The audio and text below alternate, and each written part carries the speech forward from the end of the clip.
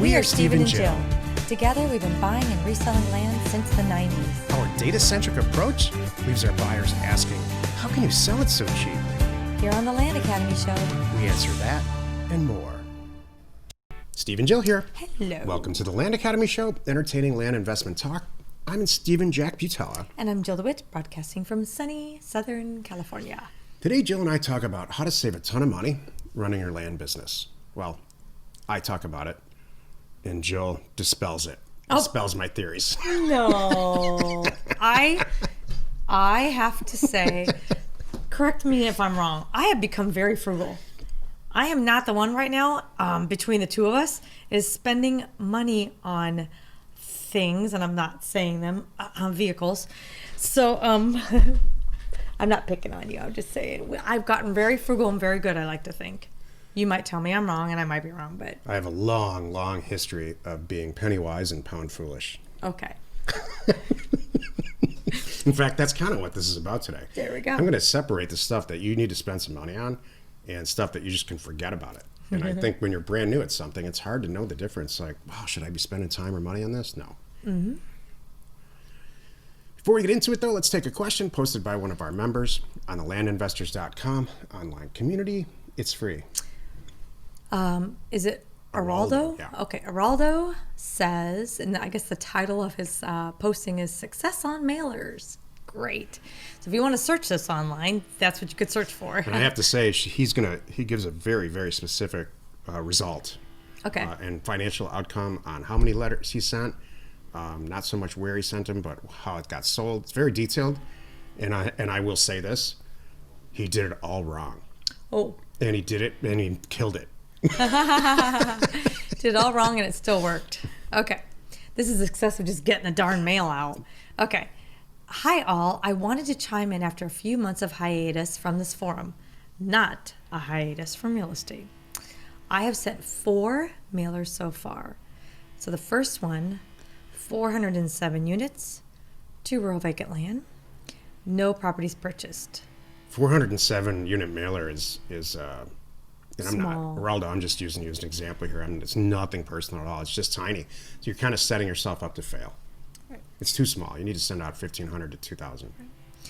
Next one, 502 units, 2 rural vacant land, 1 purchased and sold, 1 in process of accepting the amended offer. My initial offer was too high at $15,000, so I changed my offer and purchased for $7,000 and sold for $12,000. Excellent. Second one, same thing. Offer was too high for that area of the county. From $14,000, I was going to go down to $5,000 cash.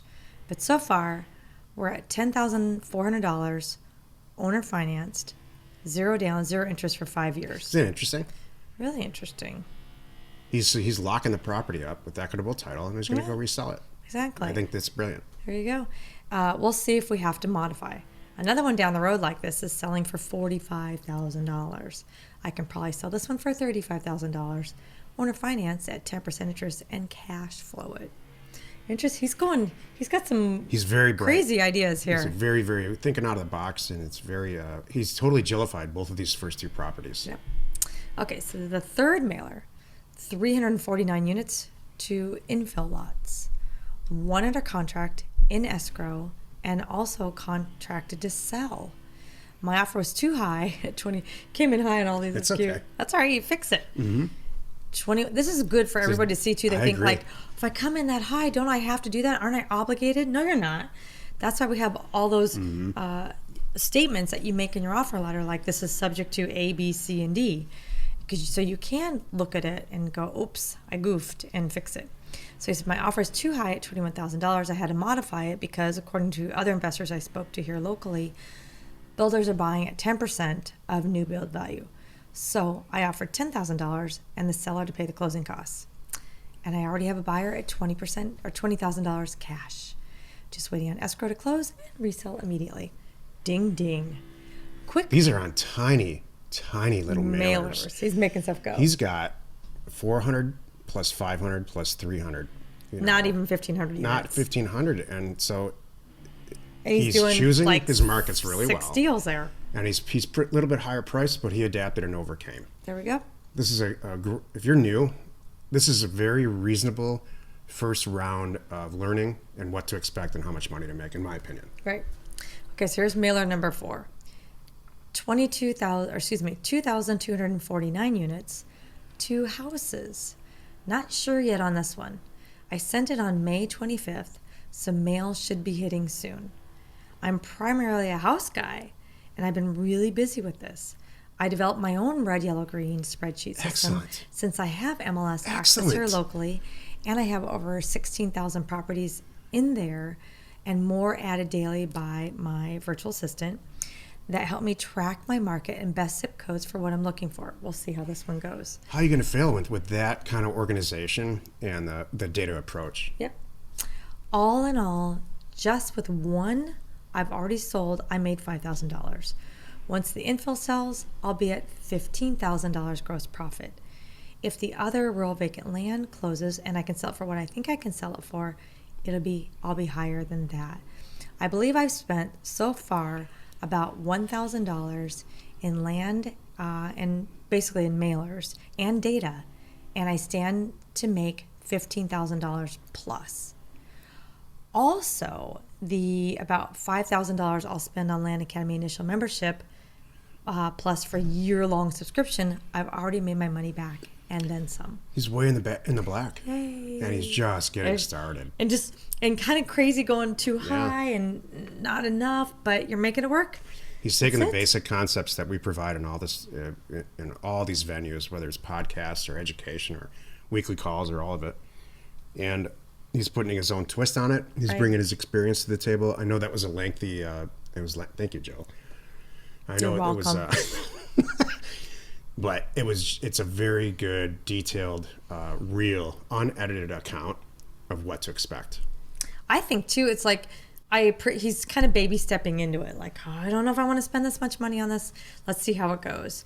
And he's successfully tested those 4 mailers. I hope that he's going to come back at it with mailer number 5 going, all right, now I know exactly what I want to do, exactly how I'm going to price it, and watch me go. That's it. And then he's absorbed all his costs already through the profit margin on the first few deals. That's a very normal experience for our members. Testing it, make your money back, now move on. And he sent maybe $1,500 out total.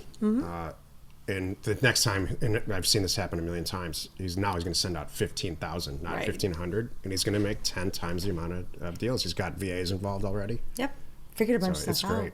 This also parlays into today's topic. How to save a ton of money running your land business? This is the meat of the show. There's stuff to spend money on, and there's stuff not to spend money on as a land investor.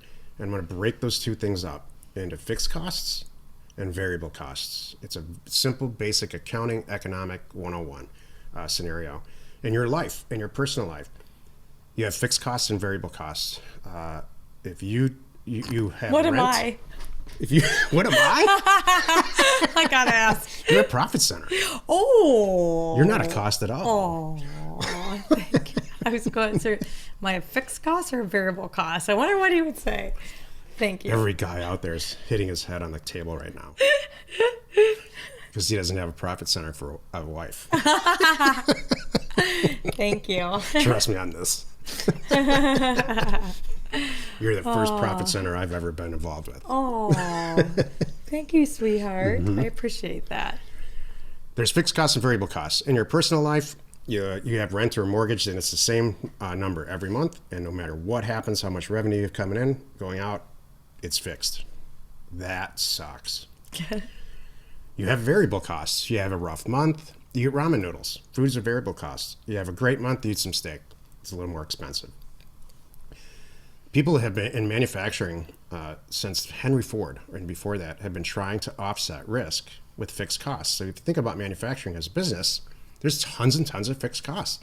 You have huge machines and massive amounts of real estate that you have to pay for, regardless if you sell product number 1.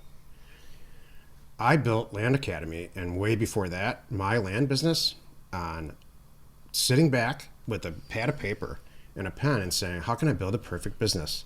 I don't want any fixed costs, none.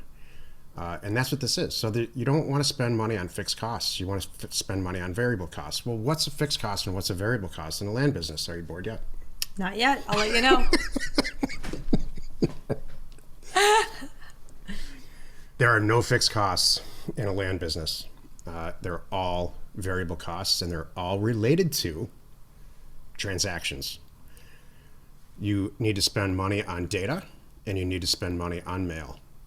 It turns out we have resources that are about as effective and cheap as you possibly can get to deal with both of those things very, very specifically. Can you find a cheaper place to send out mail? Yeah, but do they have any idea? Will they do the mail merge for you? Do they have any idea what you're trying to accomplish? Or do they have a contract with the hospital too? And they're going to send out your 1,500 unit mailer. These are all pre-thought. So concentrate on getting great data and getting an effective mailer out. Those two things will yield money, just like what Araldo said here in the question earlier. Fixed costs you're going to have anyway. So you need a place to work. Well, you do it at your kitchen table because you're paying for it anyway. Right. So that's your personal stuff. Every single thing else is set up in this business model to be a variable cost. So please don't be afraid to spend money on variable costs. Be incredibly afraid to spend money on fixed costs. At some point, you're going to start hiring some staff. That staff is a fixed cost. Be very careful about that. If you use virtual assistants overseas, and we do tons, and everybody who's an advanced member does it also, it becomes a variable cost. You only pay for what you ask them to work on. And when they're done with the project, it's over. They send you an invoice and you pay. We have the same list. Really? Yeah. Well, can I Yeah, jump yeah, in here? yeah, absolutely. So Break my it up. number one was stop nitpicking and focus. Thank you. Your time is valuable. That's my point. So like, do I really want to shop around to save 1 penny on a mailer for someone who may or may not understand me and I don't have a relationship with, kind of thing? And or also they're not working on setting up where my data can even flow through to the mailer and save me time, by the way, which is stuff that we're working on the back end here. Your time's valuable. Don't bother. And then my number two thing was to save money, use part-time like 1099 labor that's task specific. We do that for all parts of our companies, not even just our land business.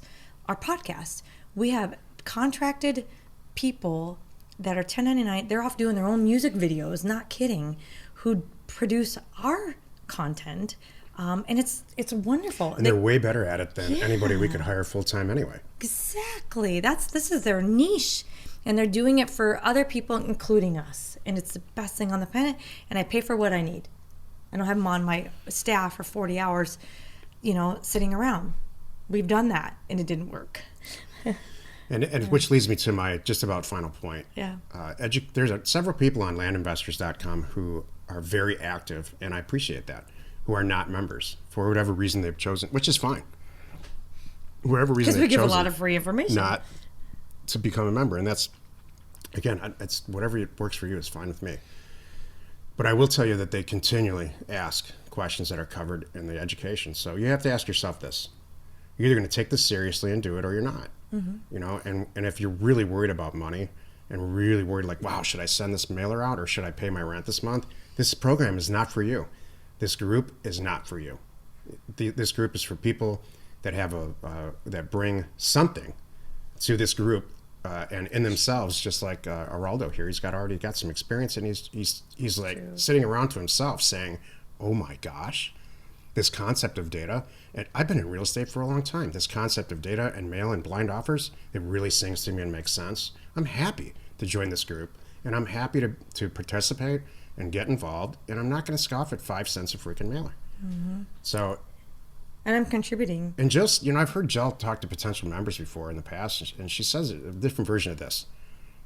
Please save up a bunch of money before you join, because you don't want to have to worry about, the money for mail. Or the money I've for turned any away stuff. people. That's true, for a lot of different reasons, and money is one of them. Right. And just their sheer hesitation of anything. I'm like, you have to be is that Araldo whoever wrote that question? Yeah, you've been in the business, you have some experience, you know what to expect. That's perfect. Or you've been a business owner. Business owner of any kind is really going to set you really far ahead, even if it's on. We have some e-commerce online, like people who have stores with other products. They just love this. For some reason, it just makes so much sense to them. So, well, not for some reason. It's because it's a real high margin business, and you don't have to do a lot of sales. It's not for some reason. It's very specific. It's true. So in summary, here's the deal. How do you save a ton of money running your land business? Make sure all your costs, all of them, are related to one, education, and commingling with people. Like, that's what this group is. It's commingling with other people who are really successful so you can learn. It's like an internship. And number two, focus on variable costs. Don't let your fixed costs get, we're 25 years into this and we have a staff and it's very well, we're good. But if you're new or even 5 years into this, make sure your fixed costs are as close to zero as possible. Thank you. Happy you could join us today. Every Monday, Wednesday, and Friday, we are right here on the Land Academy Show. Tuesdays and Thursdays, you can find us over on the House Academy Show. Tomorrow, the episode on the House Academy Show is called The Best Markets to Buy Houses During the COVID Virus. You are not alone in your real estate ambition. I didn't know you were going to go there this week on all these titles. So, is it too intense? No, it's okay. I'm sure people, want to know how this is affecting us for real. What do you think would happen if I just did a show by myself? How intense it would get. And then if Jill just did a show by herself, how fun it would be. It would just be, it would be like a clown show. Yeah, I'm okay with that. That's called my Facebook Live things, and I haven't done it in a while. But you can see, if you watch me do my past Facebook Lives, I try to get intense. I try to go there, but I can't. I'm not going to be that serious because it's just not in my nature. Oh. Maybe that's why we have 6 or 7 people who listen to this show, because there's 2 of us. Oh, yes. And we can have a different take on it. Here's something funny. Never thought I'd write this down. One of the things I wrote down on saving money in the land business, I was like racking my brain going, what else can I contribute here? And I thought, don't overspend on unnecessary items. Well, I'm crossing that off, but it applies to business, but not to life. Here's some stuff that, Jill and I look at obviously look at our financial statements every, probably on the 10th of every month for the previous month. And here's the top list of things that Jill just can't get her head around financially. Uh-oh, here we go. Bring it. IT expense. Oh, yeah, it hurts. Some of those hurt. She has no value. I know. No, I know they're necessary. There's just a whole lot but she doesn't get it. And that's okay, because that's why we're partners. I get it. And I have to explain it every month. I don't have to like it, but I get it. Keep going. And so our hosting bill, just for all these websites and stuff, is, it's well stupid. into the 4 digits. And keep going. What else you got? What else do you hate? Every single month it comes up. Marketing. You know what we never, ever, ever complain about? Either high. one of us, ever. Yeah, marketing. Realtor fees, escrow fees, even land realtor fees, don't complain about it ever. Do you know why? Because all of it, the stuff I just mentioned was fixed costs. That's what she can't stand. She doesn't see it that way, Right. But it's the variable costs to get deals done. Oh, no problem. If that's I associated nitpick. with this done. Well, I nitpick the heck out of them, too. I'm like, really? Are we spending how much on that? We need to fix this. Right. Yeah. And then we provide all this data to all of our members, but there's other data sources that we're paying for that aren't as efficient. Which, and we by still the way, pay is, for them. which is because I use it for other stuff, and she sees no value in that. Oh. And you're not wrong. I'm saying it could be cleaned up a little bit. It always could be cleaned up, but it's a fixed cost, variable cost discussion. It's okay. I understand. You have a data. It's a thing. It's okay. I have my thing. We all have our things. What is your thing? What do I complain about? What do you complain about? I complain about a non-financial. Jill works too much. Oh, that's true. That is my biggest complaint right now. I was. And it's like, man, she'll just work. If I don't say anything, she'll work for like 12 or 14 hours. You know what it is? I kind of love it. I know sometimes you're like, hurry up. And I'm like, I sit and review properties and I get into it and I have fun. I like it. So it makes me happy. The Land Academy Show remains commercial free for you, our loyal listener. So wherever you're watching, wherever you're listening, please subscribe and rate us there. We are Steve and Jill. Information and inspiration to buy undervalued property.